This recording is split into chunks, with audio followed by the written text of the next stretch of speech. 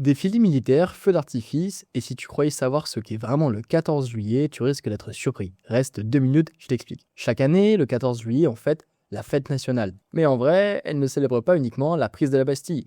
Elle commémore aussi un autre événement souvent oublié, la fête de la Fédération. Le 14 juillet 1790, un an après la Révolution, les Français se réunissent pour célébrer l'unité nationale.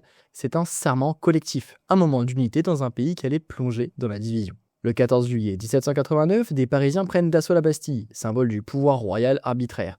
Ce n'est pas une révolution aboutie, mais le point de départ. Ce jour-là, le peuple dit « ça suffit ». C'est le basculement d'une époque. Un cri de liberté, mais aussi le début d'un long chaos politique. Un an plus tard, le 14 juillet 1790, 300 000 Français se retrouvent au Champ de Mars. Tous les députés, toutes les provinces, même le roi, sont là. L'idée, dire que malgré tout, le peuple reste uni.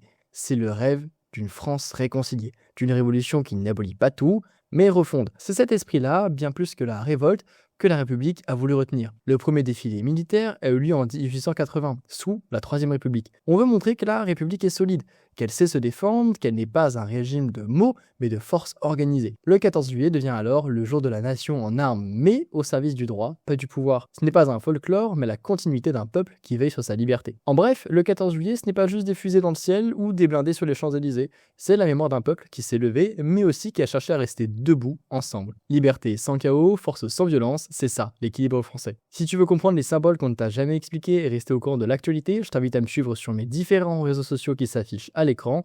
Sur ce, c'était Grégoire, je te dis à très vite et bonne fête nationale.